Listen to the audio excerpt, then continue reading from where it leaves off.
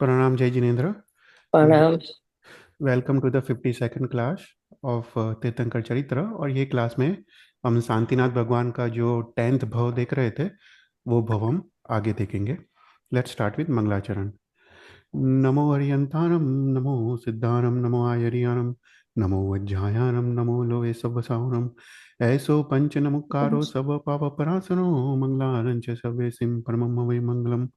राग द्वेष विजेतारम, ज्ञातारम विश्ववस्तुना, शक्र पूज्य गिरामेशम तीर्थेशम श्रुतिमानये। पन्नगे च सुरेन्द्रे च कौशिके पाद संस्कृशि, निर्विशेष मनस्काय श्री वीर स्वामिने नमः। तो लास्ट क्लास में हम जन्म और मरण के बारे में देख रहे थे कि जीव एक भव से दूसरे भव पढ़ाई वो चली। गति कैसे करता है, उसके पीछे उसका साइंस क्या है, उसका तत्व क्या है, उसके बारे में हम देख रहे थे। और ये क्लास में हम थोड़ा और इसके बारे में डिटेल में जाएंगे। किस यार। Uh-huh. It is a beauty is right in front of our eyes. This भी अपन ने यूटा उटा हुआ। हाँ सर, ओके। तो प्रणाम जय जिनेन्द्र। तो लास्ट क्लास का थोड़ा रिवाइज करते हैं। तो जीव जब अपना ये भव का आयुष्य को पूर्ण करता है, तो वो दूसरे भव में जाता है। वो आइधर वो दूसरे भव में जाता है या फिर वो मोक्ष में जाता है। तो जब ये भव का आयुष्य को वो पूर्ण करता है, तो अपना ये जो शरीर है, औदारिक शरीर या वैक्रिय शरीर, वो शरीर को वो त्याग करता है।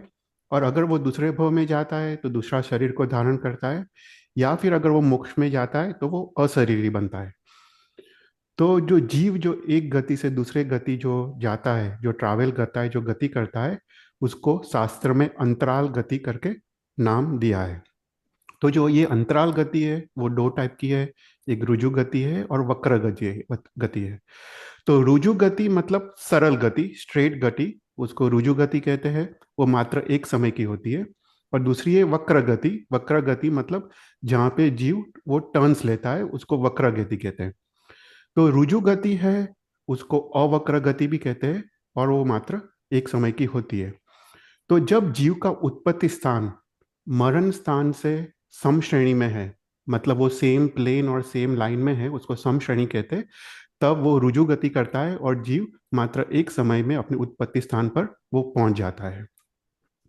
और जीव जब मोक्ष में जाता है, तब वो अवश्य रुजु गति करता है। तो जब जीव मोक्ष में जाता है, तब जिस जगह पे, जिस स्थान पे उसका देह का त्याग हुआ है, वही स्थान पे, वही आकाश प्रदेशों की श्रेणी में वो ऊर्ध्व गति करके एक समय में वो मोक्ष में पहुंच जाता है।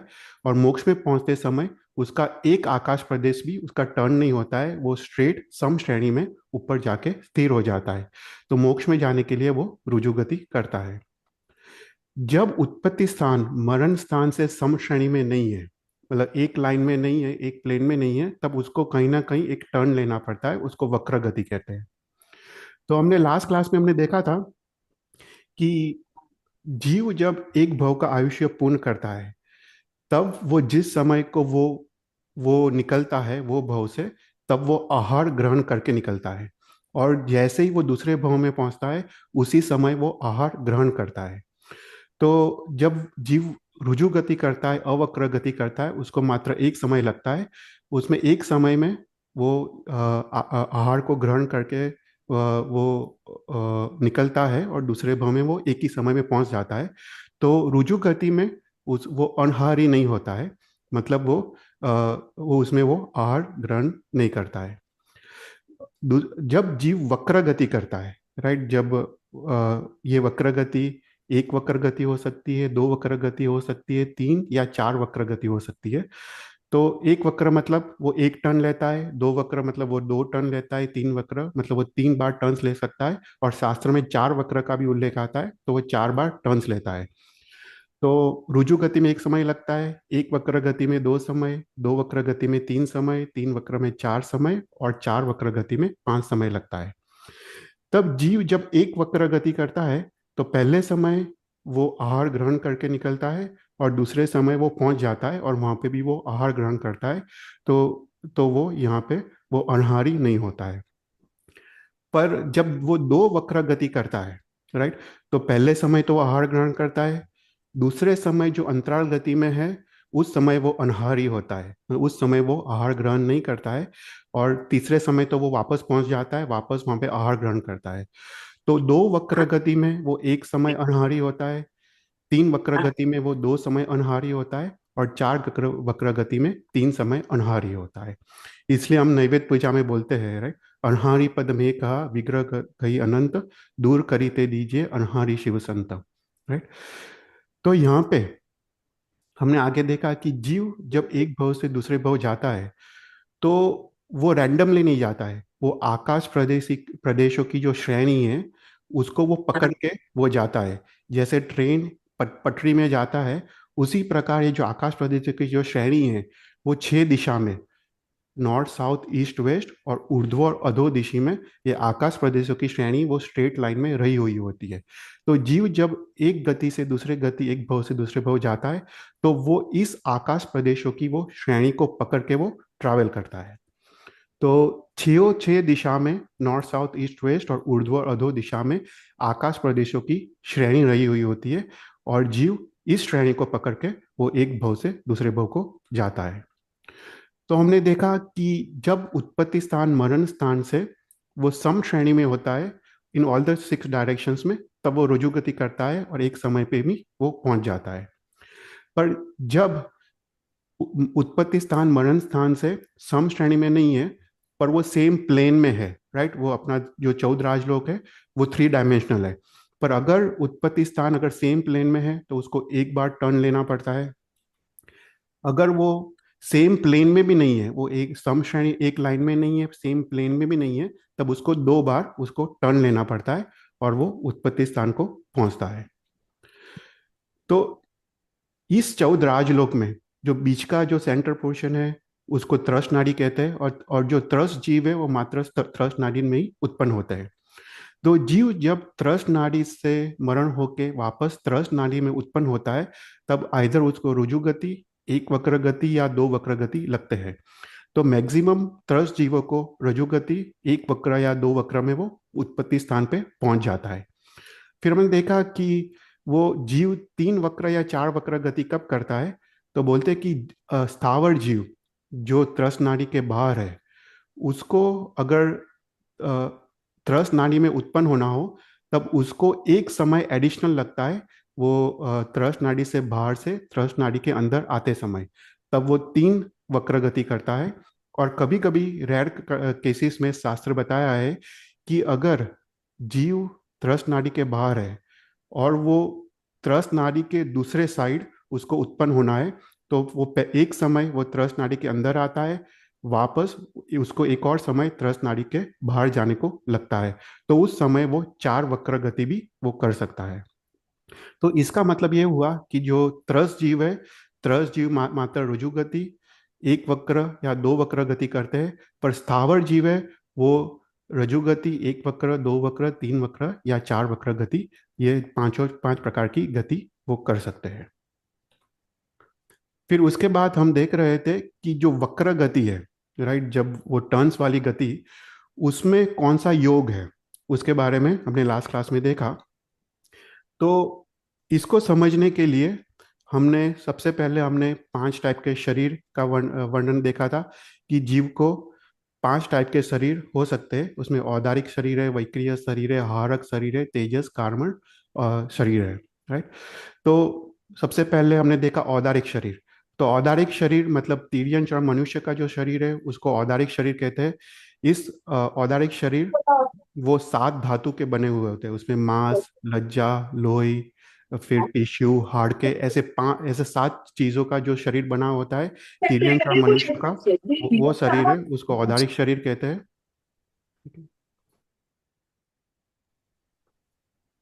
या तो औदारिक शरीर वो सबसे स्थूल शरीर है, उसके जो औदारिक वर्गना के जो पुद्गल है वो सबसे स्थूल है, वो औदारिक शरीर है। औदारिक शरीर को जब घात लगता है तो जीव का मृत्यु होता है। फिर दूसरा प्रकार का जो शरीर हमने देखा वो वैक्रिय शरीर है। देव और नारकी का जो शरीर है वो वैक्रिय शरीर है। ये वैक्रिय शरीर के पुद्गल और सूक्ष्म होते हैं, ये शरीर छोटा हो सकता है, बड़ा हो सकता है, एक से अनेक हो सकता है, अनेक से एक हो सकता है, अपना अपना स्वरूप बदल सकता है। फिर वो विजिबल, इनविजिबल हो सकता है। फिर उसके बाद वो हैवी लाइट हो सकता है। तो ऐसा जो शरीर है वो वैक्रिय शरीर है, वो देवताओं का शरीर होता है। उसके बाद हमने देखा आहारक शरीर। तो आहारक शरीर वो 14 लब्धिधारी, 14 पूर्वधारी जो मुनि भगवंत है, उसको ये आहारक शरीर होता है। उसको उनको जब कोई शास्त्र के बारे में कोई क्वेश्चंस हो या तीर्थंकर की वृद्धि आदि देखनी हो, तब ये एक हाथ स्वरूप वो आहारक शरीर की रचना करते हैं। और ये शरीर वो तीर्थंकर परमात्मा के पास वो भेजते हैं। और ये शरीर से उनको अपने जो संशय है उसका समाधान करते हैं। तो आहारक शरीर है। फिर उसके बाद हमने देखा तेजस शरीर। तो तेजस शरीर क्या है? अपने बॉडी में जो हीट एनर्जी है उसको तेजस शरीर कहते हैं। जो अपने बॉडी में जो भी मेटाबॉलिज्म है, डाइजेशन की क्रिया है, अपने बॉडी में जो टेम्परेचर जो मेंटेन होता है, वो सब तेजस शरीर से होता है। तो ये तेजस शरीर, अ, हमने देखा कि जीव जब मृत्यु होता है तो बॉडी उसका ठंडा हो जाता है, क्योंकि तेजस शरीर वो आत्मा के साथ वो परभव में जाता है। तो ये तेजस शरीर है। और लास्ट जो शरीर है वो है कार्मण शरीर। कर्म का जो आत्मा के साथ बंधन है, जो कर्म का बंध उदय आदि, तो उसको कार्मण शरीर कहते हैं। तो आ- कर्म का आत्मा के साथ शीर नीर होना, वो उसको कार्मण शरीर कहते हैं। तो ये तेजस और कार्मण शरीर, जब जीव एक गति से दूसरे गति जाता है तो ये दो शरीर उसको अपने साथ आते हैं। और बाकी के शरीर औदारिक, वैक्रिय और आहारक शरीर का वो त्याग करता है। राइट। तो ये बात हमने लास्ट क्लास में देखा था। फिर उसके बाद हमने देखा कि वक्र गति में लिखा है कि कार्मण काय योग है। राइट। तो योग मतलब क्या? मन वचन की क्रिया को योग कहते हैं। और संसारी जीवों को कुछ भी क्रिया करनी हो तो मन वचन काया का उपयोग करना पड़ता है। तो कोई भी मन वचन काया की क्रिया को योग करते हैं, और अपने आत्मशक्ति और आत्मवीर्य का उसके साथ जोड़ान, उसको उपयोग कहते हैं। राइट। तो जीव जब वक्र गति करता है, वो एक भव से दूसरे भव में जब जाता है, तब उसको कार्मण काय योग होता है। तो शास्त्र में 15 टाइप के योग का वर्णन आता है। उसमें 4 प्रकार के मन योग, 4 प्रकार के वचन योग और 7 प्रकार के काय योग। तो जीव जब एक भव से दूसरे भव जाता है तो अपने मन का वो त्याग करता है, अपने वचन का भी वो पीछे छोड़ के जाता है। तो उसके मन संबंधी 4 योग नहीं है, वचन संबंधी भी 4 योग नहीं है, पर काया संबंधी 7 योग, उसमें से एक मात्र कार्मण काय योग है। तो उस काय योग में जैसे सबसे पहले औदारिक है, तो वो औदारिक शरीर को छोड़ के जाता है, तो उसका औदारिक काया संबंधी कोई भी क्रिया नहीं है। औदारिक मिश्र मतलब जीव जब जो स्थान में उत्पन्न होता है, तब वो वो 6 पर्याप्ति जब तक वो पूर्ण नहीं करता है, तब तक उसकी सभी क्रिया सिर्फ औदारिक शरीर से नहीं होती है, पर औदारिक और कार्मण शरीर के मिश्र से क्रिया होती है। तब उसको औदारिक मिश्र कहते हैं। उसी प्रकार वैक्रिय, वैक्रिय मिश्र, आहारक, आहारक मिश्र। तो जीव औदारिक, वैक्रिय और आहारक शरीर को छोड़ के जाता है। तो ये संबंधी भी एक भी योग नहीं है। अ, तो एकमात्र जो योग है वक्र गति में, वो है कार्मण का योग। अर्थात उसको वक्र गति में उसको कर्म का बंध, कर्म का उदय, कर्म की निर्जरा और कर्म का संक्रमण आदि योग उसको वक्र गति में भी चलता है। ठीक। कोई भी क्वेश्चंस? तो नहीं। तो वक्र गति में हमने देखा कि मात्र कार्मण का योग होता है। तो रजु गति में कौन सा योग होता है? तो शास्त्र में कहता है कि रजु गति में एक भी योग नहीं होता है। उसका कारण ऐसा है कि जीव जब एक भव से दूसरे भव में जाता है, तब एक भव से जब वो छूटता है, जो वेग से, जो एनर्जी, जो पावर से छूटता है, उसी समय वो दूसरे भव में पहुंच जाता है। इसलिए रजु गति में एक भी योग नहीं है। जो 15 प्रकार के वचन, मन और काय योग में एक भी योग रजु गति में नहीं है। पर वक्र गति में जीव जब टर्न लेता है, तब उसको मात्र कार्मण काय योग है, मतलब कर्म का बंध उदय आदि होता है। राइट। तो हमने फिर उसके बारे में देखा था कि जीव जब एक गति से दूसरे गति वो जाता है, तो दो शरीर को लेके जाता है। एक तेजस शरीर को लेके जाता है और दूसरा कार्मण शरीर को लेके जाता है। तो ये तेजस शरीर बेसिकली एनर्जी है, और कार्मण शरीर मतलब कर्म का उदय। तो जीव जब वक्र गति करता है तब उसको दो प्रकार के कर्म का उदय होता है। एक आयुष्य कर्म का उदय होता है और दूसरा नाम कर्म का उदय होता है। उसके हम थोड़ा डिटेल में देखेंगे। पर वक्र गति में दो टाइप के कर्म का उदय होता है, एक आयुष्य कर्म और दूसरा नाम कर्म का उदय होता है। तो ये कर्म है वो जीव को डायरेक्शन देता है। उत्पत्ति स्थान कहाँ पे है, कहाँ पे जाना है, कैसे टर्न लेना है, कहाँ पे टर्न लेना है, वो जो भी जो डायरेक्शंस देता है वो कार्मण शरीर देता है या कर्म देता है। और जो तेजस शरीर है, वो जो एनर्जी है, उसको टर्न, जब जीव को जब टर्न लेना होता है तब एनर्जी का उपयोग होता है। तो वो तेजस शरीर basically provides energy for the turns और कार्मण शरीर प्रोवाइड्स डायरेक्शन फॉर द उत्पत्ति स्थान। तो ये बेसिकली उसके पीछे का रहस्य है। राइट। तो यहाँ तक हमने लास्ट क्लास में देखा था। अभी हम थोड़ा और डिटेल में इसको देखते हैं। तो हमने देखा कि जीव के मैक्सिमम 5 शरीर होते हैं। राइट। सबसे पहले हम औदारिक शरीर है, वैक्रिय शरीर है, आहारक शरीर है, तेजस शरीर है और कार्मण शरीर है। तो यहाँ पे तत्वार्थ सूत्र में लिखा है परम परम सूक्ष्म। तो ये 5 शरीर एक एक से एक एक से एक सूक्ष्म है। तो सूक्ष्म अर्थात क्या? राइट। तो वैक्रिय शरीर, जो औदारिक शरीर के जो पुद्गल है वो औदारिक वर्गणा के बने हैं। वैक्रिय शरीर का जो वैक्रिय शरीर है वो वैक्रिय वर्गणा के पुद्गल है। तो वैक्रिय शरीर बनने में जो वैक्रिय वर्गणा के जो पुद्गल है वो औदारिक शरीर से ज्यादा सूक्ष्म है। तो उसका मतलब ऐसा हुआ कि वैक्रिय शरीर ज्यादा घन है, ज्यादा डेंस है। राइट। इसको हम समझते हैं कि पुद्गल छोटे हैं, उसके कारण उसको वही शरीर की रचना के लिए उसको ज्यादा पुद्गल का उपयोग करना पड़ता है। तो वैक्रिय शरीर औदारिक शरीर से ज्यादा घन, ज्यादा डेंस है। आहारक शरीर वैक्रिय शरीर से ज्यादा डेंस है। तेजस शरीर आहारक शरीर से ज्यादा डेंस है। और कार्मण शरीर सबसे डेंस है। कई शास्त्र में आता है कि अपने एक आत्म प्रदेश में अनंता अनंत कर्मण वर्गणा के पुद्गल है। तो कर्मण वर्गणा के पुद्गल सबसे सूक्ष्म है। तो सबसे पहले जो पहले के 3 शरीर है, औदारिक, वैक्रिय और आहारक। तो वैक्रिय शरीर औदारिक शरीर से के पुद्गल असंख्य गुना ज्यादा है। आहारक शरीर के पुद्गल वैक्रिय शरीर से असंख्य गुना ज्यादा है। राइट। तो आहारक वैक्रिय से असंख्य गुना ज्यादा पुद्गल, वैक्रिय औदारिक से असंख्य गुना ज्यादा पुद्गल। पर जो तेजस शरीर है वो आहारक शरीर से अनंत गुना ज्यादा पुद्गल है। ओके। और जो कार्मण शरीर है वो तेजस शरीर से अनंत गुना ज्यादा पुद्गल है। तो यहाँ पे औदारिक शरीर उससे असंख्य गुना ज्यादा पुद्गल वैक्रिय शरीर में लगता है रचना में। और वैक्रिय शरीर से असंख्य गुना ज्यादा पुद्गल आहारक शरीर की रचना में लगता है। पर आहारक शरीर से अनंत गुना ज्यादा पुद्गल तेजस शरीर की रचना में लगता है। और तेजस शरीर से अनंत गुना ज्यादा पुद्गल कार्मण शरीर की रचना में लगता है। ओके। तो हमने देखा कि जीव जब एक भव से दूसरे भव वो गति करता है तो वो 2 शरीर को अपने साथ लेके जाता है, वो तेजस शरीर और कार्मण शरीर। राइट। वो मोक्ष में जाता है तभी ये 2 शरीर को छोड़ के जाता है। पर वो परभव में जाता है तो ये 2 शरीर तेजस और कार्मण शरीर उसके साथ में आते हैं। तो ये तेजस और कार्बन शरीर की 3 विशेषता है। सबसे पहले वो अप्रतिघाती है, उसका संबंध अनादि है और वो नित्य है। तो इसको हम समझते हैं कि सबसे पहले तेजस और जो कार्बन शरीर जो जीव आत्मा के साथ आता है वो अप्रतिघाती है।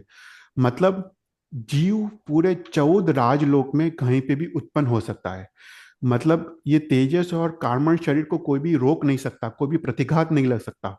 मतलब कोई भी घन वस्तु, दीवार है, कोई भी चीज, कोई भी डेंस वस्तु इसको रोक नहीं सकती। वो आर पार निकल जाता है।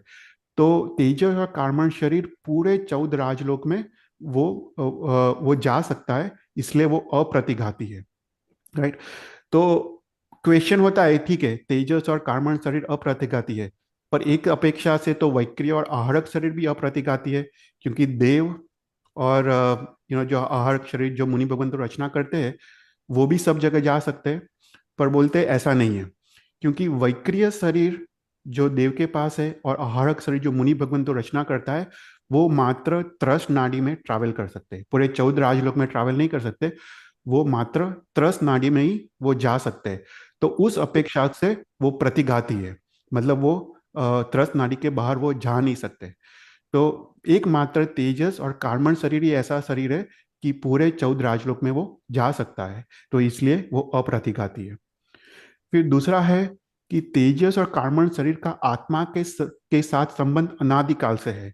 ऐसा कोई भी समय नहीं आया है, नहीं वक्र गति में नहीं रुजु गति में, कि ये दो शरीर न हो। वो आत्मा को ये दो शरीर अनादिकाल से वो आत्मा के साथ है। तो अगर हम देखें कि कोई निगोद का जीव है जो अव्यवहार राशि में है, तो उसकी अपेक्षा से तो उसका औदारिक शरीर भी अनंत काल से है, राइट, क्योंकि वो निगोद से वो बाहर ही नहीं निकला है। पर निगोद का जीव जब उसका मरण होता है और वो दूसरे भव में उसका जब जन्म होता है, तब वो बीच में जो गति करता है, अंतराल गति में वो औदारिक शरीर का त्याग करता है। और वो जब वो वापस जन्म लेता है तो औदारिक शरीर वापस बनाता है, तो बीच में अंतराल गति में औदारिक शरीर नहीं है। तो उस अपेक्षा से निगोद के जीव का भी औदारिक शरीर के साथ संबंध अनादि नहीं है, क्योंकि अंतराल गति में औदारिक शरीर नहीं है। पर तेजस और कार्बन शरीर ही ऐसा संबंध, ऐसा शरीर है कि आत्मा के साथ अंतराल गति हो, रुजु गति हो, या कभी भी, राइट, उसका संबंध अनादिकाल से है, इसलिए वो शरीर आत्मा के साथ वो नित्य है। तो ये तेजस और कार्बन शरीर की तीन प्रॉपर्टीज है। कोई भी क्वेश्चंस? तो अभी क्वेश्चन होता है कि ये हमने पांच शरीर के बारे में देखा, राइट। हमको ये पांच शरीर को ऑर्डर में याद रखना है: औदारिक, वैक्रिय, आहारक, तेजस और कार्बन। तो मैक्सिमम जीव के पास कितने शरीर हो सकते हैं और मिनिमम कितने शरीर हो सकते हैं? तो अंतराल गति में जीव को दो शरीर होते हैं, वो है तेजस और कार्बन। तो मिनिमम जीव को दो शरीर होते हैं, वो है तेजस और कार्बन। मैक्सिमम शरीर कितने हो सकते हैं? तो हमने देखा कि वैक्रिय शरीर है, राइट, और औदारिक शरीर है। तो तिर्यंच और मनुष्य को तीन शरीर है, राइट, उसको तेजस है, कार्बन है, औदारिक है। देव और नारक को भी तीन शरीर है, तेजस है, कार्बन है और वैक्रिय शरीर है, राइट। पर जैसे तिर्यंच और मनुष्य, उनको वैक्रिय लब्धि हो सकती है, राइट। वो वैक्रिय लब्धि से वो दूसरा उत्तर वैक्रिय शरीर की रचना कर सकता है, राइट। तो उसके अपेक्षा से मैक्सिमम चार शरीर होते हैं, राइट। उसको तेजस शरीर होता है, कार्बन शरीर होता है, उसको खुद का औदारिक शरीर होता है, और दूसरा एक उत्तर वैक्रिय शरीर वो लब्धि से वो क्रिएट कर सकता है। तो मैक्सिमम चार शरीर हुए। उसी प्रकार जो चौथ पूर्वधर मुनि भगवंत है, वो उसके पास आहारक लब्धि हो, तो वो आहारक शरीर की वो रचना करता है। तो उसके उसके लिए भी कितने शरीर हुए? चार शरीर हुए: तेजस, कार्बन, औदारिक, और वो दूसरा एक आहारक शरीर की रचना करता है। तो चार शरीर हुए। तो क्वेश्चन है कि जीव को पांच शरीर क्यों नहीं है, राइट। तो एक मात्र चौथ पूर्वोदर मुनि भगवंत है, उसके पास ही दोनों लब्धि हो सकती है, एक वैक्रिय शरीर बनाने की भी लब्धि हो सकती है और आहारक शरीर की भी बनाने की लब्धि हो सकती है। तो क्वेश्चन होता है कि जीव को मैक्सिमम चार शरीर क्यों है, वो पांच शरीर कोई चौथ पूर्वोदर मुनि भगवंत दोनों वैक्रिय और आहारक शरीर क्यों नहीं बना पाते एक साथ? तो शास्त्र कहता है उसका रीजन ऐसा है कि चौथ पूर्वोदर मुनि मुनि भगवंत, उसके पास दोनों लब्धि है, वैक्रिय शरीर बनाने की लब्धि है और आहारक शरीर बनाने की भी लब्धि है। पर वो जब वैक्रिय शरीर जब बनाता है, उसको उसको बनाने में भी अंतर्मुहूर्त लगता है, छह पर्याप्ति उसको पूर्ण करनी पड़ती है। और जब वो वैक्रिय शरीर बनाता है, तब वो प्रमत्त दशा में होता है। प्रमत्त दशा मतलब वो आइदर फोर्थ, फिफ्थ या सिक्स गुणस्थानक पे होता है, राइट। तब वो वैक्रिय शरीर का की रचना करता है, और वैक्रिय शरीर की रचना के बाद वो वैक्रिय शरीर का उपयोग करता है या उपभोग करता है, तब भी वो प्रमत्त दशा में होता है। वो फोर्थ, फिफ्थ या सिक्स गुणस्थानक पे ही होता है। पर आहारक शरीर में ऐसा है कि जब वो आहारक शरीर की रचना करता है, तब वो प्रमद दशा में होता है, वो मुनि भगवंत, वो फोर्थ, फिफ्थ या सिक्स गुणस्थानक पे होता है। पर आहारक शरीर की रचना के बाद जब उसका उपभोग का समय आता है, जब वो अपना शरीर तीर्थंकर परमात्मा को महाविद्य क्षेत्र में भेजता है, तब वो अप्रमद दशा में होता है, मतलब वो सेवंथ गुणस्थानक में होता है। तो वैक्रिय शरीर के उपभोग में वो सिक्स, फोर्थ, फिफ्थ, सिक्स गुणस्थानक में होता है, और आहारक शरीर के उपभोग के वक्त वो अप्रमत मतलब सेवन गुणस्थानक में होता है। उसका मतलब यह हुआ कि वो मुनि भगवान दोनों शरीर का उपभोग एक साथ नहीं कर सकते। आइदर वो प्रमद दशा में है, आइदर वो अप्रमद दशा में है, राइट। तो उसका मतलब है कि चौथ पूर्वोत्तर मुनि भगवंत भी आइधर वैक्रिय शरीर की रचना करते हैं या आहारक शरीर की रचना करते हैं, पर दोनों शरीर का वो उपभोग एक साथ नहीं कर सकते। इसलिए एक ही समय मैक्सिमम कोई भी जीव को चार शरीर हो सकते हैं। वो तेजस, कार्मण, औदारिक और वैक्रिय, या तेजस, शरीर, औदारिक और आहारक, इतने चार शरीर मैक्सिमम हो सकते हैं। कोई भी क्वेश्चंस? पर एक मिनट, हाँ। कार्बन कार्बन तो साथ ही जोड़ दो। हाँ, कार्मण शरीर तो जीव के साथ ही होता है। कार्मण शरीर मतलब अपना कर्म, राइट, जो आत्मा के साथ जो जो बंध है, वही कार्मण शरीर है। हाँ, राइट। और अपने आत्मा के साथ जो भी अपना जो बॉडी में जो हीट एनर्जी है, वो तेजस शरीर है, तो वो तो अनादिकाल से है, राइट। तो वो दो शरीर तो होते ही है, अंतराल गति में भी वो दो शरीर तो होते ही है। जब जीव मोक्ष में जाता है तभी वो कार्बन शरीर, कर्म का तो क्षय हो गया है तो कार्बन शरीर है नहीं, और वो तेजस शरीर को भी छोड़ के वो मोक्ष में जाता है। तो मोक्ष में एक भी शरीर नहीं है, पांचों पांच में से एक भी शरीर नहीं है। पर जब मोक्ष में नहीं जाता है, दूसरे भव में जाता है, वो तेजस और कार्बन शरीर को लेके जाता है अपने साथ।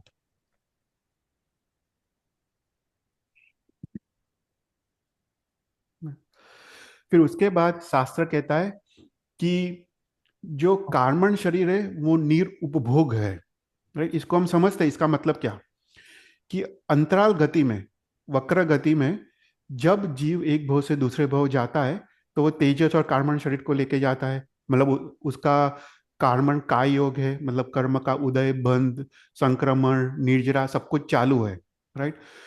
पर यहाँ पे लिखा है कार्बन शरीर निरुपभोग है।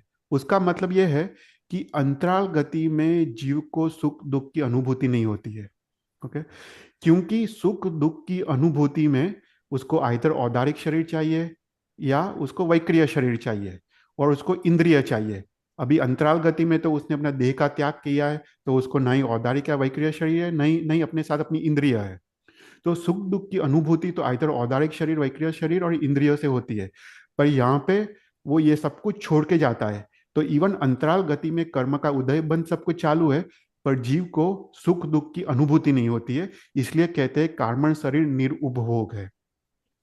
तो यहाँ पे मिथ्यात्व, राइट, अंतराल गति में भी कर्म का उदय है और कर्म का बंध है। देखो, आयुष्य कर्म और नाम कर्म का उदय है, और मिथ्यात्व, प्रमाद, अवीरति और जो अव्यक्त रूप से जो कषाय है उसके कारण कर्म बंध तो चालू ही है। इवन दो उसको 2 3 4 समय लगता है अंतराल गति में, उस समय भी जीव कर्म बंध करता है। पर और कर्म का उदय भी है, पर इस उदय में उसको कोई भी सुख दुख की अनुभूति होती नहीं है। इसलिए यहाँ पे लिखा है अंतराल गति में कार्बन शरीर निरुपभोग है, राइट। कोई भी क्वेश्चन है तो पूछना।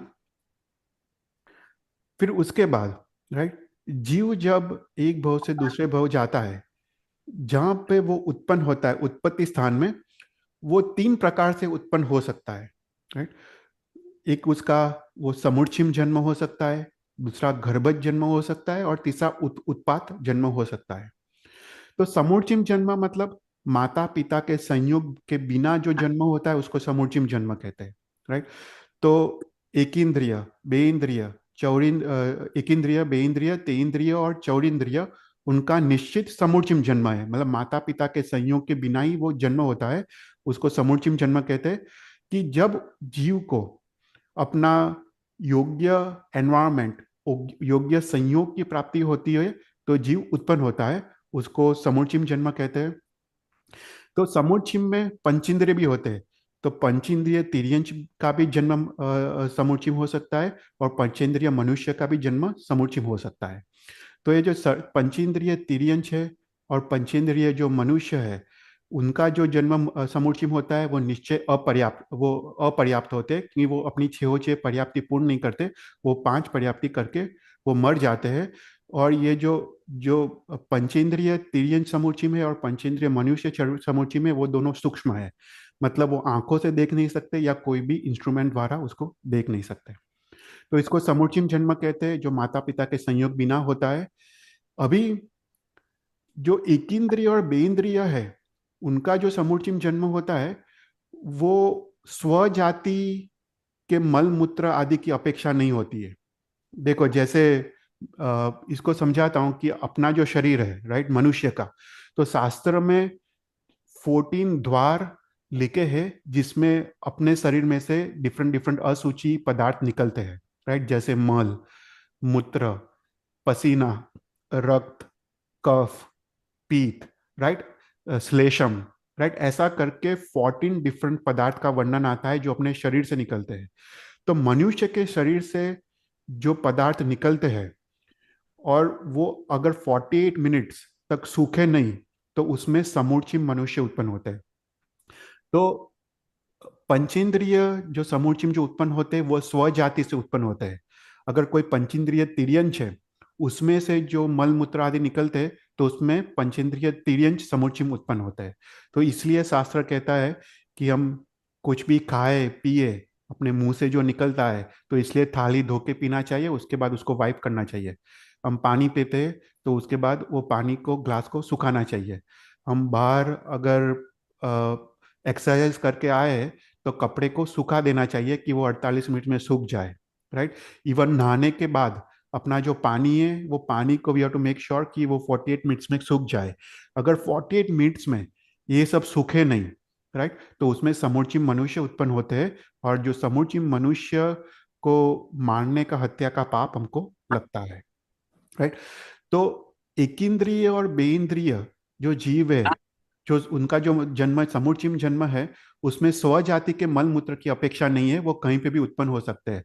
पर तेन्द्रिय, चौरिंद्रिय और पंचेंद्रिय है उसमें स्वजाति के मल मूत्र आदि की अपेक्षा रहती है, राइट। तो वो स्वजाति के उसमें ही वो उत्पन्न होते हैं, वो तेन्द्रिय, चौरिंद्रिय और पंचेंद्रिय है, राइट। उसके बाद दूसरा जो जन्म है उसको गर्भज जन्म कहते हैं। गर्भज जन्म मतलब माता पिता के संयोग से उत्पन्न होने वाला जन्म, उसको गर्भज जन्म कहते हैं। तो पंचेंद्रिय तिर्यंच और पंचेंद्रिय मनुष्य का जन्म गर्भज होता है। तो ये गर्भज जन्म 3 प्रकार का होता है: अंडज, जरायुज और पोतज। अंडज मतलब इंडे द्वारा जन्म, माता पिता के संयोग में जो जो इंडा जो होता है, जैसे पक्षी है, सर्प है, उनका जन्म है, वो अंडज है। जरायुज मतलब गर्भ में, गर्भाशय में गर्भ को कवर करने वाला एक पतला सा लेयर होता है, वो जो मांस और रक्त का बना होता है, वो वो गर्भ को वो पूरा एक ट्रांसल्यूसेंट एक लेयर होता है, वो कवर करता है, उसको जरायुज कहते हैं। तो मनुष्य, गाय, भैंस, बकरी आदि का जन्म वो जरायुज है। और पोतज में ये जो थिन लेयर है, जो गर्भाशय जो गर्भ को जो कवर करता है, वो लेयर नहीं होता है, तो उसको पोतज कहते हैं। जैसे एलिफेंट्स पोतज है, रैबिट्स पोतज है, फिर नौड़िया पोतज है। तो 3 प्रकार का जन्म, गर्भज जन्म है, एक अंडे से, जरायुज और दूसरा और थर्ड पोतज। फिर उसके बाद थर्ड प्रकार का जो जन्म है उसको उपपात जन्म कहते हैं। उपपात जन्म भी माता पिता के संयोग बिना होता है। जो देव और नारक के जीवों का जो जन्म है वो उपपात जन्म है। देव में विशेष स्थानों पे विशेष सैया होती है जो कवर्ड होती है, और वहाँ पे देव का जन्म होता है। एक अंतर मुहूर्त में वो छः छः पर्याप्ति पूर्ण करता है और वो युवा अवस्था में अपने पूर्ण कांति और पूर्ण जो शरीर की हाइट से वो उत्पन्न होता है, और उसको उपपात जन्म कहते हैं। और देव को पुण्य का उदय के कारण उसको उपपात जन्म में कोई भी दुख नहीं होता है। और नारकी के जीव का भी उपपात जन्म होता है, ये भी माता पिता के संयोग के बिना होता है। पर नरक में कुंभी में जीव का उत्पन्न होते हैं, उसमें भी एक अंतर मुहूर्त में छः छः पर्याप्ति पूर्ण करके पूर्ण शरीर के साथ वो बाहर निकलते हैं। पर उसका पाप के उदय के कारण ये जन्म अत्यंत कष्टमय, अत्यंत दुखदायक होता है, राइट। तो उत्पत्ति स्थान में जब जीव पहुंचता है तो अपने आयुष्य और नाम कर्म के हिसाब से उसका जन्म इधर समुचिम हो सकता है, गर्भज हो सकता है, या उपपात जन्म हो सकता है, राइट। तो यहाँ पे जो औदारिक शरीर के कारण कौन से है, तो यहाँ पे लिखा है कि समूचिम और जो गर्भस्थ, जो गर्भ वाले जो जन्म है वो नित्य, वो निश्चय औदारिक शरीर वाले है। जो समूचिम जीव है जिसका जन्म समूचिम है, एक इंद्रिय, बे इंद्रिय, तीन इंद्रिय, चौन इंद्रिय, और समूचिम पंचेंद्रिय तिर्यंच, समूचिम पंचेंद्रिय मनुष्य, और जो गर्भ से उत्पन्न होने वाले इंडज, पोतज और जरायुज, ये सब औदारिक शरीर वाले होते हैं, फिर वैक्रिय शरीर का कारण कौन सा है? तो वैक्रिय शरीर में देव और नारक, उसका जन्म नित्य वैक्रिय होता है। तो यहाँ पे वैक्रिय शरीर देव और नारक के अलावा मनुष्य और तिर्यंच को भी होता है। तो मनुष्य और तिर्यंच को अगर वैक्रिय लब्धि हो तो वो अपना उत्तर वैक्रिय शरीर क्रिएट कर सकता है। तो मनुष्य और तिर्यंच को भी वैक्रिय लब्धि हो सकती है और वैक्रिय शरीर की वो रचना कर सकता है।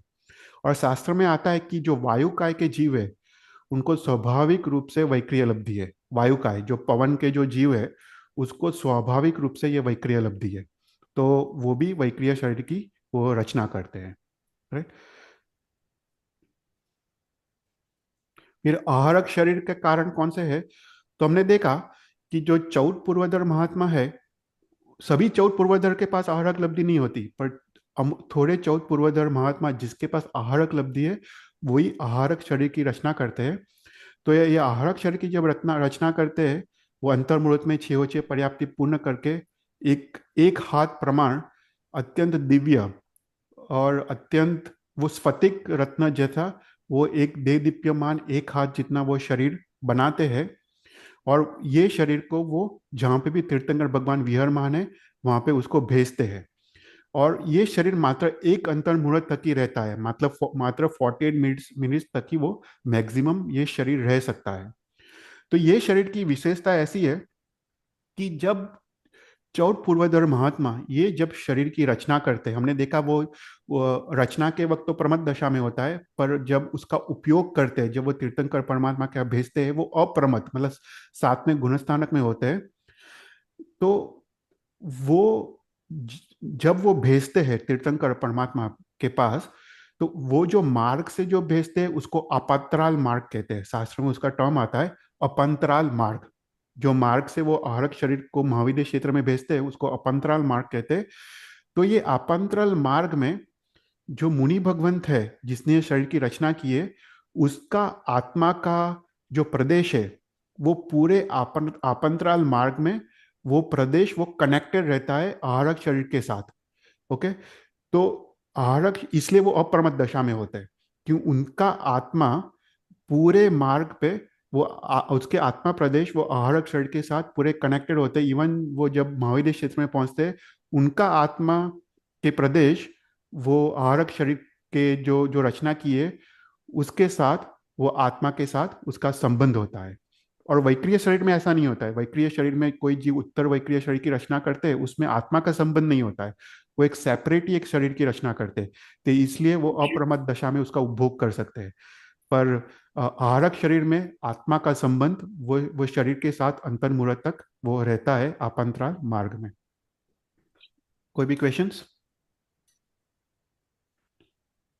એક મિનિટ જરા हम्म। તિર્યન જીવને વૈક્રિય લબ્ધિ કેવી રીતે હોઈ શકે? कौन है? તિર્યન જીવને વૈક્રિય લબ્ધિ કેવી રીતે હોઈ શકે? हाँ, तो वैक्रिय वैक्रिय लब्धि क्या है कि वो जो जो जो अपने जो 14 पूर्व जो शास्त्र है उसमें उसमें जो आई थिंक वो 8 9 जो 10th पूर्व है उसमें वो वैक्रिय लब्धि आती है। जैसे हमने देखा कि स्थूलिभद्र ने आई थिंक सिंह या वाघ का रूप का સિંહનો રૂપ લીધેલું. सीनो रूप लीधो तो राइट। હમ. तो ये वैक्रिय लब्धि से तो शास्त्र में लिखा है कि तिर्यंच को भी वो 9 या 10 पूर्व का ज्ञान हो सकता है। तिर्यंच को भी उसको અચ્છા. कैसा है कि पूर्व भोग के जाति स्मरण से उसको ज्ञान હા होता હા है। Right right. तो उसके कारण वो वैक्रिय लब्धि उसको उसको भी प्राप्त हो सकती है अगर जाति स्मरण ज्ञान हुआ और वो ज्ञान के संस्कार अभी भी है। तो वो उसके कारण वो तिर्यंच भी वैक्रिय लब्धि उसको हो सकती है, पर ઘણા आहारक કૂતરાઓ नहीं हो કૂતરાઓ सकती। સાવજી મારા સાથે સાથે સાથે ફરે છે ને બધું કરે છે કામ. હા હા, એક્ઝેક્ટલી। બરાબર હા, બરાબર. તો તિર્યંશ ने હોય અને वायुकाय जीव ने स्वाभाविक रूप से હોય। अभी वो शास्त्र में इतना उल्लेख नहीं आता, पर वायुका के जीव को तो स्वाभाविक रूप से ही वैक्रिय लब्धि होती है। पर तिर्यंश और मनुष्य को ये लब्धि हो सकती है। पर आहारक लब्धि तो बहुत ऊंची स्थिति है। वो चौथ पूर्व महात्मा को भी, सभी चौथ पूर्व महात्मा को नहीं होती। इवन चौथ पूर्व महात्मा को भी जो अप्रमत दशा में है उनको ही ये लब्धि पॉसिबल है, जो साथ में गुणस्थानक में है। वो आहारक लब्धि आत्मा की काफी ऊंची ऊंची स्थिति है। आहारक लब्धि, आहारक शरीर की रचना।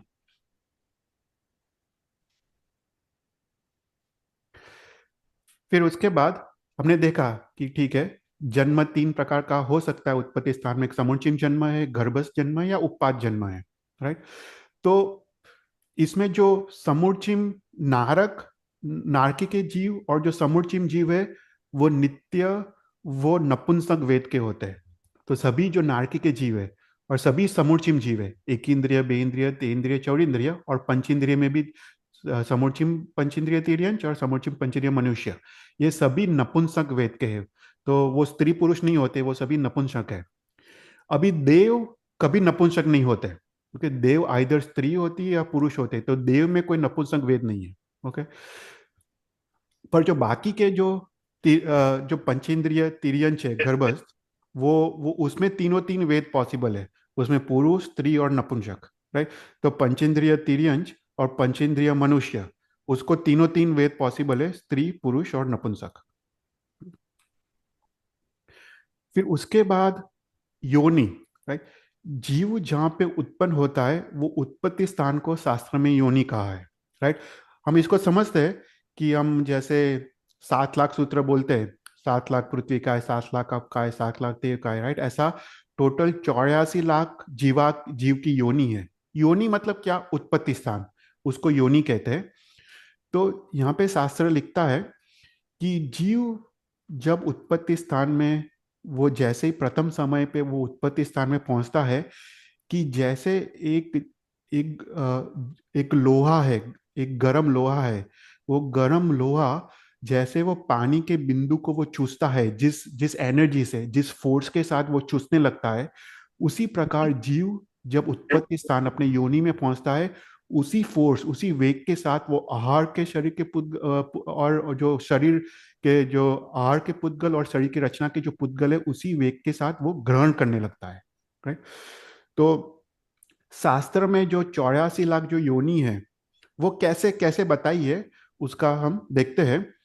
कि शास्त्र में टोटल सबसे पहले 9 मुख्य योनि की बात आती है। ओके। वो 3 सेट्स में डिवाइडेड है।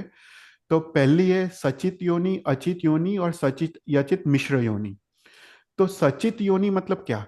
कि जीव जहाँ पे उत्पन्न होता है, जो उत्पत्ति स्थान में, वो सजीव है, मतलब जीव के साथ है। जैसे अपने शरीर में एक कृमि या कीड़ा पैदा होता है, वो सचित योनि है। राइट। क्योंकि वो जीव के संबंध वाला योनि है, तो उसको सचित योनि कहते हैं। दूसरा अचित योनि, उत्पत्ति स्थान निर्जीव है, अजीव है, वहां पे कोई जीव नहीं है, उसको अचित योनि कहते हैं। कि फॉर एग्जाम्पल एक सूखा हुआ लकड़ा है, वो कंप्लीटली ड्राई हो गया है, उसमें कोई जीव नहीं है, उसमें भी कीड़े पड़ते हैं, तो वो कीड़े की योनि अचित योनि हुई, वो निर्जीव योनि है। उसके बाद सचित अचित मिश्र योनि, कि जैसे मनुष्य है, मनुष्य का जो जन्म होता है, जो गर्भ है, वो मिश्र योनि है। क्योंकि थोड़े आत्मा प्रदेश जीव के साथ संबंध वाले हैं, और थोड़े आत्मा प्रदेश वो जीव दूसरे जीव के साथ संबंध में नहीं है।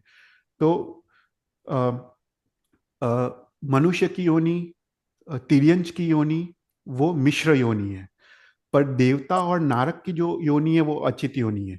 तो देव और नारक की योनि वो अचित योनि है, और मनुष्य और तिर्यंच की योनि वो मिश्र योनि है, और बाकी सब जीवों की कोई भी तीनों तीन में से कोई भी योनि हो सकती है।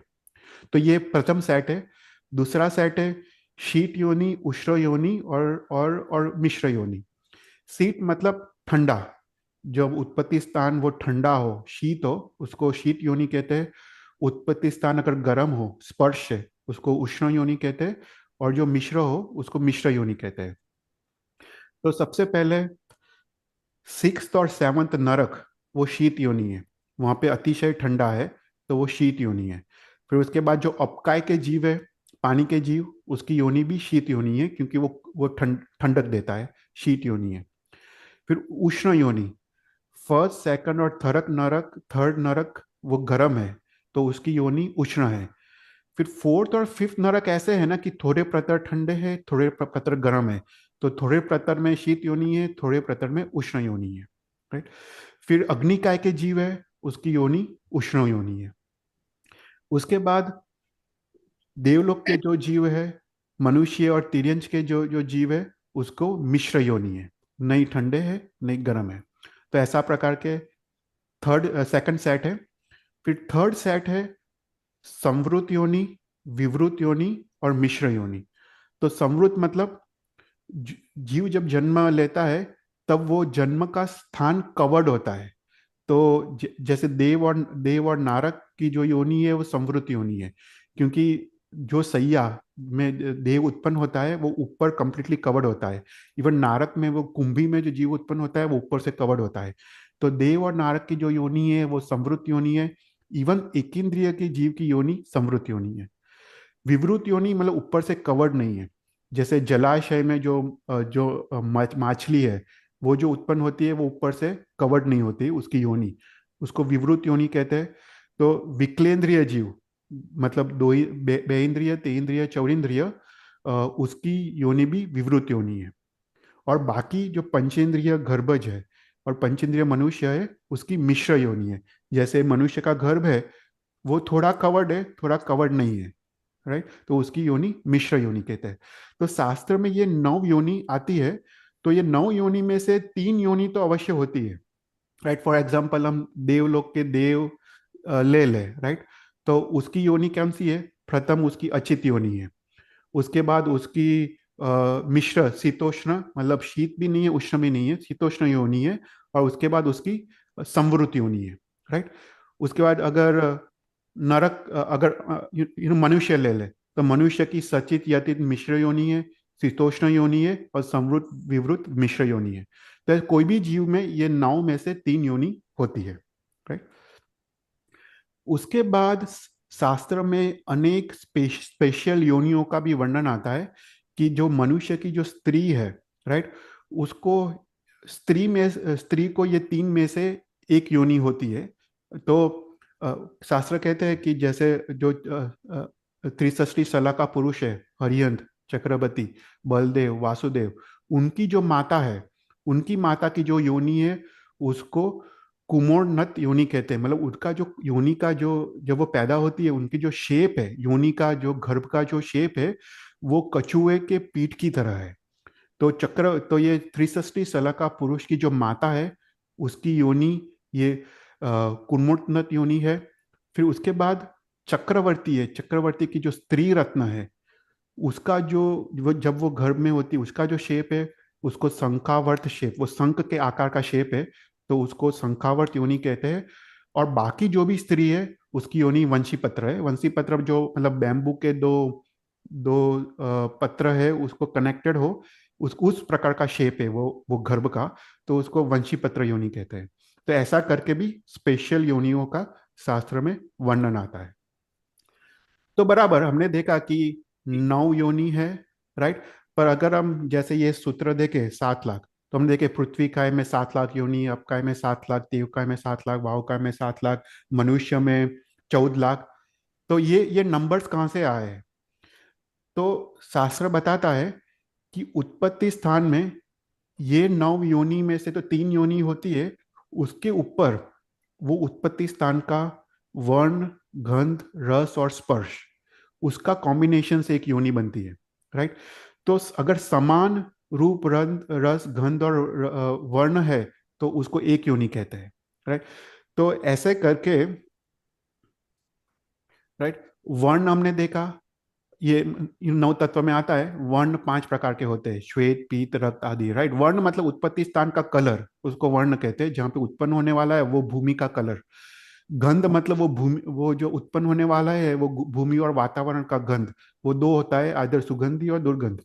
रस मतलब उसका टेस्ट, वो 5 प्रकार का हो सकता है, तीखा, कड़वा, तूरा, खाटा, मीठा, राइट। और स्पर्श 8 प्रकार का हो सकता है, शीत, उष्ण, सिग्न, रक्त, ऐसा करके। तो ये 5 प्रकार का वर्ण, 2 प्रकार का गंध, 5 प्रकार का रस और 8 प्रकार का स्पर्श, उसका कॉम्बिनेशन से जो हमने 9 योनि के बारे में देखा था उसमें से 3 प्लस ये 4 का कॉम्बिनेशन से एक योनि बनती है, राइट। तो ऐसे ऐसे डिफरेंट कॉम्बिनेशन से ये लाखों योनि बनती है। जैसे मनुष्य में 14 लाख मनुष्य की योनि है, वो कैसे? तो प्रथम के 9 योनि में से जो 3 योनि की हमने बात की, उसके बाद ये 4 का कॉम्बिनेशन, कि जहाँ वो उत्पन्न होने वाला है वो अगर श्वेत वर्ण की भूमि हो, वो सुगंधी हो, उसका जो रस मीठा है और उसका स्पर्श शीत है, तो वो एक योनि हुई। तो ऐसे डिफरेंट डिफरेंट कॉम्बिनेशन से 84 लाख योनि का शास्त्र में वर्णन आता है। तो अभी ऐसा है ना कि ये जो 84 लाख जो योनि है, पहले अपने आगम शास्त्र में ये 84 लाख योनियों का पूरा डिस्क्रिप्शन आता था। देखो, पहले अपने आगम शास्त्र करोड़ों श्लोक प्रमाण थे, अभी वो सब नष्ट हो गए। पर पहले गुरु भगवान कहते हैं कि ऑल द 84 लाख योनियों का एक एक योनि कौन सी है, ये पूरा डिस्क्रिप्शन आता था। अभी तो हमारे पास ये शास्त्र विच्छेद हो गए, तो हमारे पास एग्जैक्ट कॉम्बिनेशंस है नहीं कि ये 84 लाख योनि कैसे बनती है। पर हमारे पास इतना इंफॉर्मेशन अवेलेबल है कि वो क्षेत्र का वर्ण, गंध, रस और स्पर्श के कॉम्बिनेशन से वो समानता से एक योनि बनती है। तो ऐसा करके उत्पत्ति स्थान को उसको योनि कहते हैं। कोई भी क्वेश्चंस?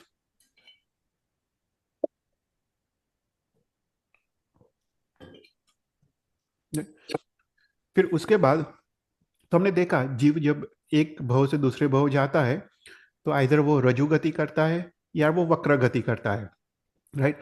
तो वक्र गति में अगर वो त्रस जीव है तो एक वक्र या दो वक्र गति करता है। स्थावर जीव है तो वो 3 या 4 वक्र गति भी वो कर सकता है। पर जीव जब मरण स्थान से उत्पत्ति स्थान में जाता है तो अवश्य वो उत्पत्ति स्थान में वो पहुंचता है। वो इधर एक समय में पहुंचता है, 2 3 4 या 5 समय में, वो अवश्य वो मैक्सिमम 5 समय में वो उत्पत्ति स्थान को पहुंच जाता है। कहीं पे भी वो बीच में अटकता नहीं है, राइट। वो अवश्य निश्चित रूप से उत्पत्ति स्थान में वो पहुंच जाता है। जब जीव अ, मरण स्थान से उत्पत्ति स्थान में जब जाता है तब उसको दो कर्म का उदय होता है। आयुष्य कर्म का उदय होता है और नाम कर्म का उदय होता है। उसको कर्म का बंध तो होता ही है मिथ्यात्व आदि के कारण, पर कर्म का उदय भी होता है। और उस समय उसको अकाम निर्जरा भी होती है। उस समय अंतराल गति में उसको जो 5 समय जो जो वर्णन है उसमें उसको कर्म का अकाम निर्जरा भी है, कर्म का बंध भी है और कर्म का उदय, ये आयुष्य कर्म और नाम कर्म का उदय है। तो शास्त्र कहते हैं कि जो नाम कर्म है उसकी टोटल 103 प्रकृति है, राइट। हम इसको थोड़ा डिटेल में नेक्स्ट क्लास में देखेंगे। पर नाम कर्म की टोटल 103 प्रकृति है। तो आयुष्य कर्म के उदय के हिसाब से नाम कर्म उदय में आता है। ओके, जिस प्रकार का आयुष्य कर्म बंध है वो डिक्टेट करता है कि कौन से नाम कर्म का उदय उदय आए, राइट। अभी जीव ने अनंत काल से अनंत भव उन्हें भ्रमण किया, उसने सभी नाम कर्म की प्रकृति उसने बंद की है। 103 की 103 उसने अपने आत्मा के साथ उसकी बंद की है। पर जैसे अगर जीव फॉर एग्जाम्पल देव गति में जा रहा है, राइट, तो देव गति का उसका आयुष्य है, तो उसके हिसाब से ही वो नाम कर्म की प्रकृति उदय में आएगी। तो उसकी गति, जाति, शरीर, वैक्रिय शरीर, राइट, उस हिसाब से उसका नाम कर्म का उसका उदय आएगा। जो कर्म उसके साथ उसने तो अभी 100 सभी प्रकृति का बंध किया 103। अभी फॉर एग्जाम्पल अगर जीव देवलोक में जा रहा है और उस समय उसको अगर स्थावर नाम कर्म का अगर उदय आए तो क्या होगा, राइट। उसका उसका अगर उदय आने वाला हो, पर उसने तो आयुष्य देव गति का बांधा है, तो बोलते हैं कि उस समय उसको स्थावर गति नाम कर्म का उसका प्रदेश उदय होता है, विभाग उदय नहीं होता है। उदय में तो आता है, उसका फल नहीं देता है, उसका प्रदेश उदय होकर वो कर्म चला जाता है, राइट। जो आयुष्य कर्म उसने बांधा है उसके हिसाब से जो नाम कर्म उदय में आता है उसी का विपाक उदय होता है। बाकी सब उदय उसका प्रदेश उदय होता है। मैं फॉर एग्जांपल ये कर्म के सिद्धांत है, उसको मैं थोड़ा समझाता हूँ कि फॉर एग्जांपल कोई जीव नरक में है, राइट। अभी नरक में तो कंटिन्यूअस असाता वेदनीय कर्म का उदय है, कंटिन्यूअस असाता असाता है। पर अ, उसका उसने तो साता वेदनीय कर्म भी उसने बांधे हैं, राइट। अभी नरक में अगर साता वेदनीय कर्म का उदय आए तो क्या होगा, तो वो साता वेदनीय का कर्म का अनफॉर्चुनेटली प्रदेशोदय हो जाता है। वो जीव को शाता नहीं देता है, वो उसका अशाता का ही विपाकोदय होता है नरक में। तो क्षेत्र के कारण वो कर्म शाता वेदनीय कर्म का उदय तो आता है, पर उसका प्रदेशोदय होके वो साता वेदनीय कर्म चला जाता है। उसी प्रकार देवलोक में उसको साता वेदनीय का उदय है, पर उसका अशाता वेदनीय का उदय आए तो क्या होगा, उसका प्रदेश उदय हो जाएगा। फॉर्चुनेटली देवलोक के लिए उसको कभी भी असाता होगी नहीं। तो वो कर्म का सिद्धांत है। तो जीव जब जन्म से एक स्थान से दूसरे स्थान में जाता है, तो दो कर्म का उदय होता है, आयुष्य कर्म, और आयुष्य कर्म के हिसाब से नाम कर्म का, प्रकृति का उदय होता है। इसको हम थोड़ा डिटेल में नेक्स्ट क्लास में देखेंगे, पर आज के क्लास में हम सिर्फ आयुष्य कर्म के बारे में देखते हैं। कोई भी क्वेश्चन हो तो पूछना।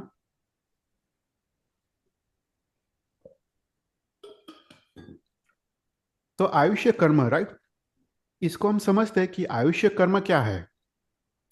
तो आयुष्य कर्म की टेक्निकल डेफिनेशन क्या है कि जीव को अपने नियत भव में जीवाड़ना और पकड़ के रखना जो कर्म है वो आयुष्य कर्म है। ओके। जीव को अपने नियत भव, मतलब जो भव में वो जीव है, उसको वो भव में जीवाड़ना, मतलब वो जीव वो भव में जी पाता है, और वो भव में पकड़ के रखना जो कर्म है वो आयुष्य कर्म है, राइट। तो ये आयुष्य कर्म कैसा है कि पाँव में बांधे हुए बेड़ियों की तरह है। जैसे कोई कोई जीव है, उसका पाँव उसको बेड़ियों से बांधा हुआ है, तब वो वही स्थान में रहता है, वो स्थान से वो बाहर नहीं जा पाता। उसी प्रकार आयुष्य कर्म जब तक जीव के साथ उदय में है, राइट, तब तक वो वही भव में रहता है। और आयुष्य कर्म उसका जब खत्म हो जाता है, उसका निश्चित वो उसका मृत्यु हो जाता है, उसको आयुष्य कर्म कहते हैं।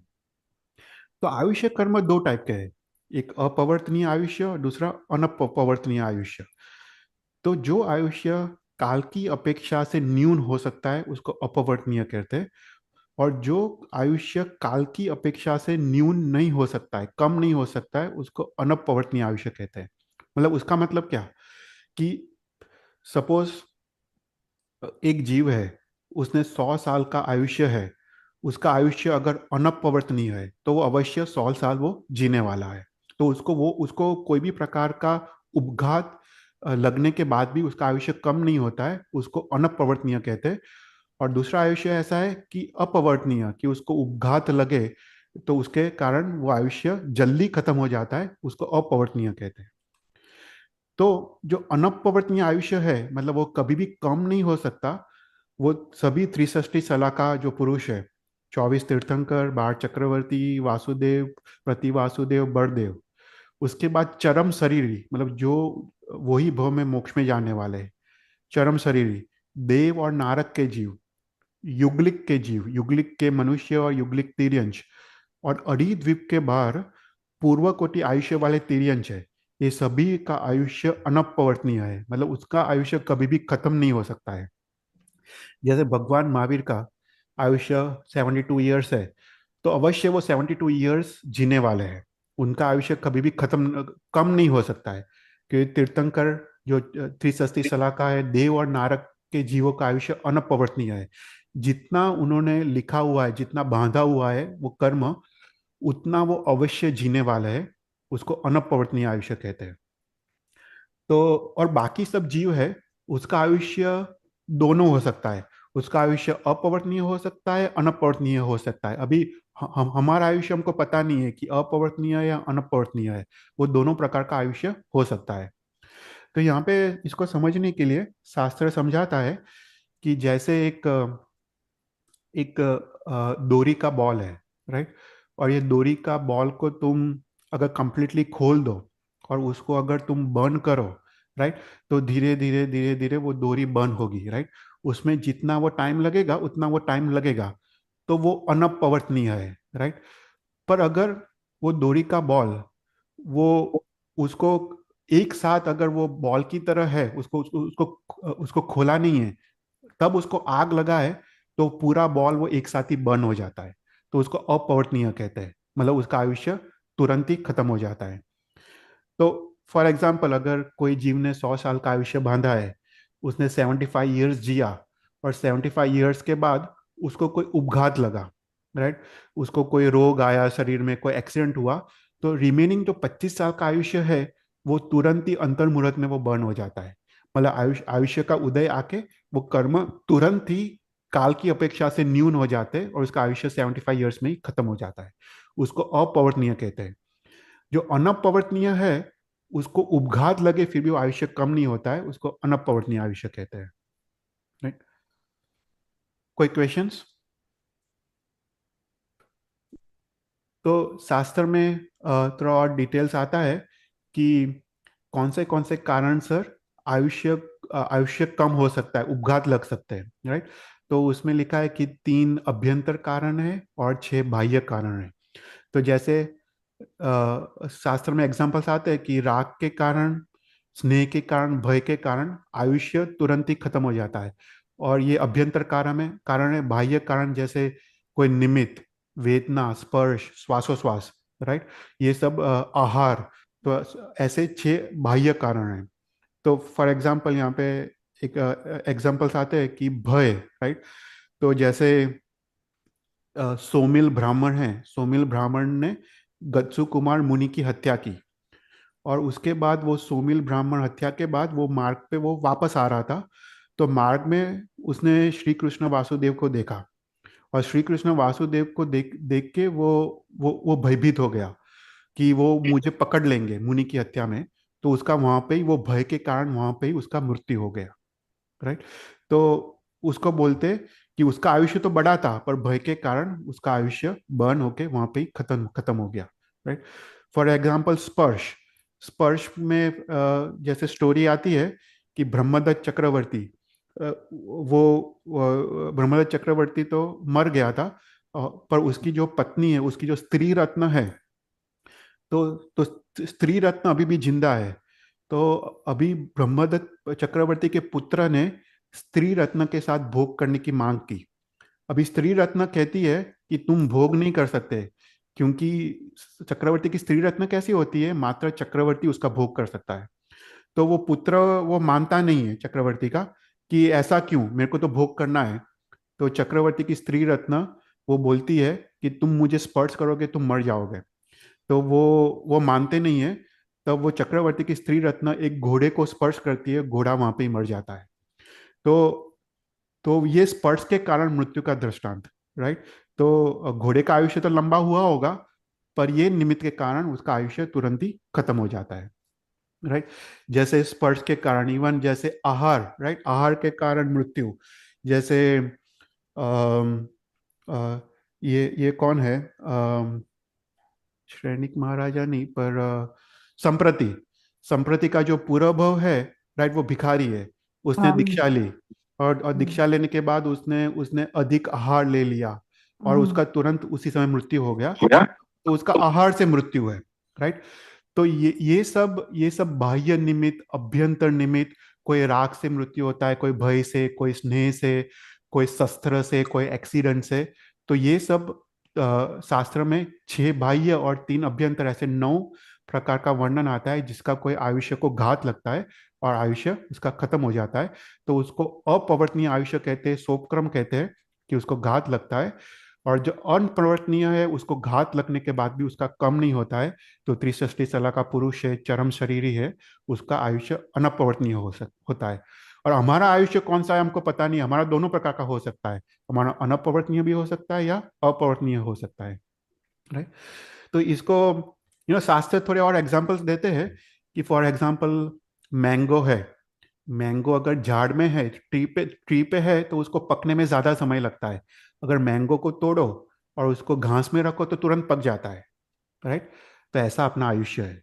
जैसे एक कपड़ा है, कपड़ा को सुखाना हो, तुम खुला करके सुखाओ तो तुरंत सूख जाता है, अगर उसको खुला ना करो और सुखाओ तो ज्यादा समय लगता है, राइट।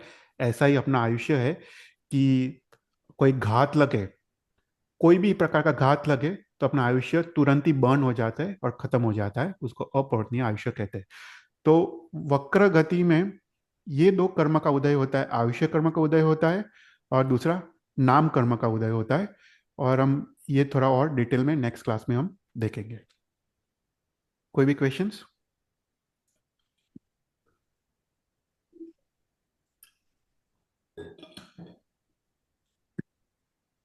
तो अभी हम शांतिनाथ भगवान का जीवन की चरित्र के हम आगे देखते हैं। तो लास्ट क्लास में हम 10th भव के बारे में देख